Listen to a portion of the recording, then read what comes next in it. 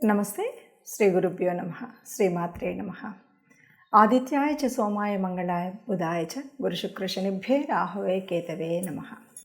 July 13, 2024 నుండి August 15 వరకు ఖగోళంలో ఓ ప్రత్యేకమైనటువంటి మార్పు కనిపిస్తుంది. ఈ మార్పు ఒక యోగం. ఆ యోగం ఏమిటి అంటే, కొన్నిసార్లు గ్రహాలు మనకు యోగించేవిగా, కొన్ని యోగించినవిగా ఉంటాయి. జన్మకుండలిలో సహజ సిద్ధంగానే కొన్ని కలయికలు, కొన్ని చూపులు, కొన్నింటి వల్ల మనకు ప్రత్యేకమైనటువంటి యోగాలు కనిపిస్తూ ఉంటాయి. అదేవిధంగా మనకు గ్రహచార అనేటువంటి మార్పు వల్ల, గోచారం వల్ల, గ్రహాలు తిరుగుతూ ఉన్నప్పుడు కొన్ని కలయికల వల్ల కొన్ని యోగాలు అనేవి ఏర్పడతాయి. ఆ విధంగా మనకు ప్రస్తుతం వృషభ రాశిలో ఉన్నటువంటి గురువు ఇప్పటికే ఉపస్థితిలో ఉంటే, మరి కుజుడు తన యొక్క మార్పు వల్ల గురువుతో కలుస్తున్నాడు.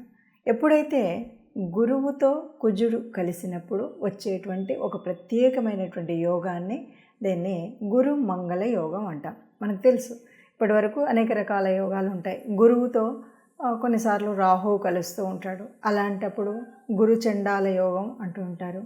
అలాగే చంద్రుడు కలుస్తూ ఉన్నప్పుడు గజకేసరి యోగం అంటాం. అదేవిధంగా ఇక్కడ కుజుడు అంటే మంగళుడు అనేటువంటి నామం ఉంది కాబట్టి ఇది గురుమంగళ యోగం అవుతుంది. గురుమంగళ యోగం ఎప్పుడు కూడా ఎవరికైనా సరే మంచిని ఇస్తుంది. ఇప్పుడు సహజంగా మనం చూడాలంటే కొన్ని కారకత్వాలు మనకు తెలిసి ఉండాలి.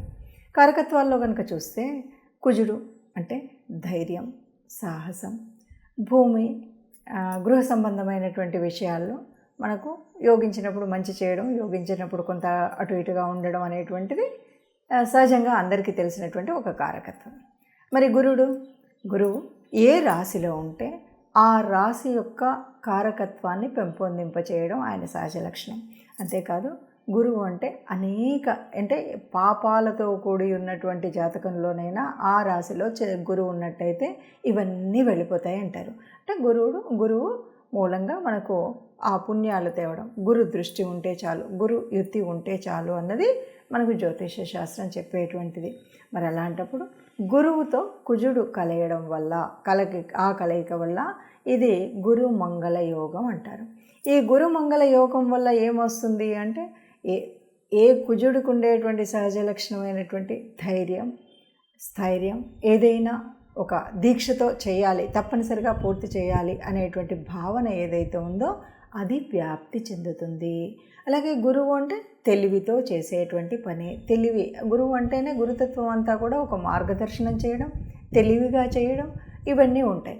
మరి ఇక్కడ కుజుడు అనగానే మనము కేవలం కుజుడు మంచి స్థానంలో ఉన్నాడు అంటే ధైర్యంతో, స్థైర్యంతో అన్నిసార్లు వెళుతూ ఉంటే ఒక్కొక్కసారి ఆలోచన రాహిత్యంగా చేసేటువంటి స్థితి కూడా ఉంటుంది. అది లేకుండా ఉండాలి అంటే తప్పనిసరిగా మనకి ఒక ఆలోచన, మార్గదర్శనం కలిగే విధంగా ఉండాలి. ఇప్పుడు గురు మంగళ యోగంలో ఆ రెండూ దొరుకుతాయి అన్నమాట. అందువల్ల ఈ గురుమంగళ యోగం వల్ల ప్రతి ఒక్కరికి అంటే ఖగోళంలో జరుగుతున్న మార్పు ఇది. కొంతమందికి సహజ సిద్ధంగానే జన్మకుండలిలో గురుమంగళ యోగం ఉంటుంది, వాళ్ళకి ఈ కాలం మరీ అనుకూలిస్తుంది. కొంతమందికి లేకపోయినప్పటికీ కూడా ఈ వచ్చేటువంటి స్థితి ఏదైతే ఉందో దాన్ని అనుకూలంగా చేసుకోవడం కోసం కొన్ని రెమెడీస్ చేసుకోవడం వల్ల, కొంత అనుకూల పరిస్థితిని మనం కల్పించుకోవడం వల్ల ఈ గురుమంగళ యోగం వల్ల వచ్చేటువంటి లాభాన్ని ప్రతి ఒక్కరూ పొందవచ్చు. అందుకు ఈ గురుమంగళ యోగం వచ్చేటువంటి పరిస్థితి ఎలా ఉంటుంది, ఏ రాశి వారికి ఎలా ఉంటుంది అది తెలుసుకోవడానికి ముందు ప్రతి ఒక్కరు కూడా దాన్ని ఒడిసి పట్టుకోవడానికి, ఖగోళంలో ఉన్నటువంటి మార్పు అయినప్పటికీ కూడా దాన్ని మనం కూడా స్వీకరించడం కోసం ఏ రకమైనటువంటి రెమెడీస్ చేయాలి ఏంటి అన్నది చూద్దాం.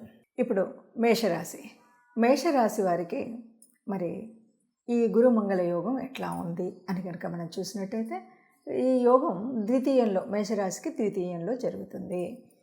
ద్వితీయం ధనస్థానం, వాక్కు స్థానం. ఇంకొకటి, ఈ మేషరాశ్యాధిపతి ఎవరైతే ఉన్నారో ఆయన గురువుతో కలుస్తున్నారు కాబట్టి సర్వం శుభంగా ఉంటుంది.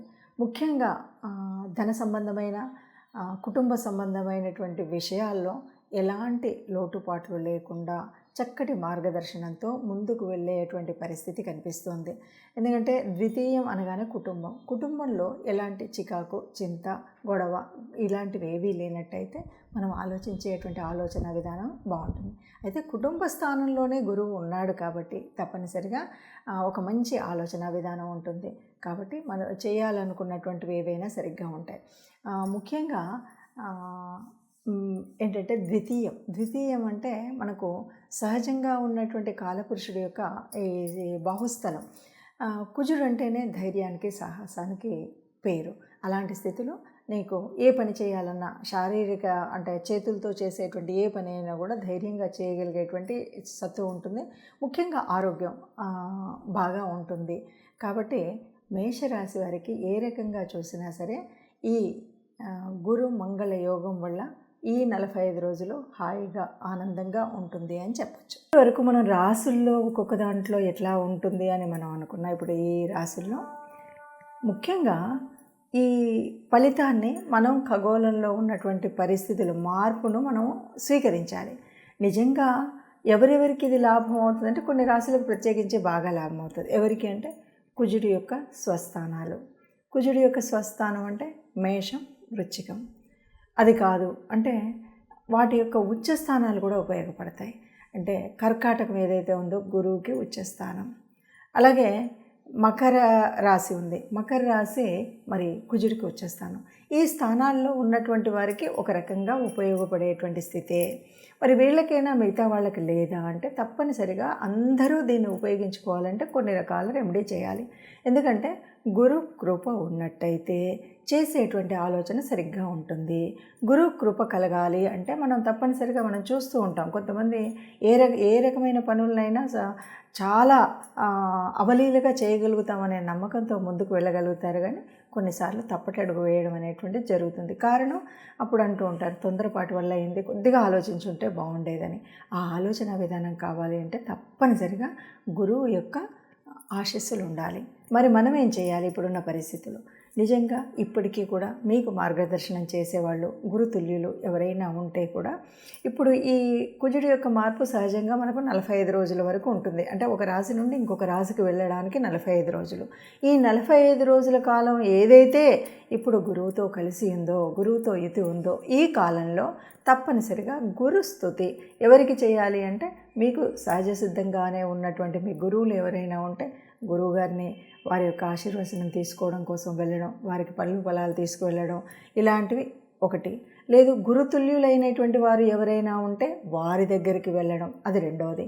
ఇవి రెండు కాదు అంటే తప్పనిసరిగా గురు తత్వం కలిగినటువంటి దేవతలు, దక్షిణామూర్తి మనందరికీ తెలిసినటువంటి వాళ్ళే, రాఘవేంద్ర స్వామి, ఇలాంటి గురుతుల్యుల యొక్క దేవతా స్వరూపాలు ఏవైతే ఉన్నాయో అంటే అనేక రకాలుగా మార్గదర్శనం చేసినటువంటి గురువులు, ఈ మార్గదర్శనం చేసినటువంటి ఆ దేవతలకి ఆ సమయంలో ముఖ్యంగా విశేషించి గురువారం రోజు మీరు ఆ దేవాలయానికి వెళ్ళడం.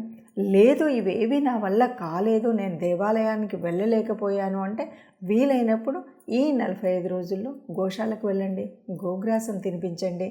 గురు సంబంధం, ఎందుకంటే ఒక గోమాతలో మనకు సర్వదేవతా నిలయమైనటువంటి గోమాత కనుక ఆ అమ్మకు తినిపించినట్టయితే మనకు గురువుల యొక్క ఆశీస్సులు లభిస్తాయి. లేదు అంటే గురుతుల్యులైన వారు ఎవరైనా పెద్దవాళ్ళు ఉంటే వాళ్ళకి కావాల్సిన సేవ చేయండి. ఇవి ఏవి కూడా కాలేదు, ఒక్కరోజు వీలైందంటే దేవాలయానికి వెళ్ళి సేవ చేయండి.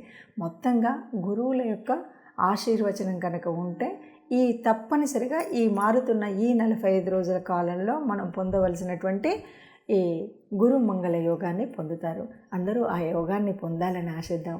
అందరూ సుఖంగా ఉండాలి, అందులో మనం ఉండాలి. సర్వే జనా సుఖినో భవంతు.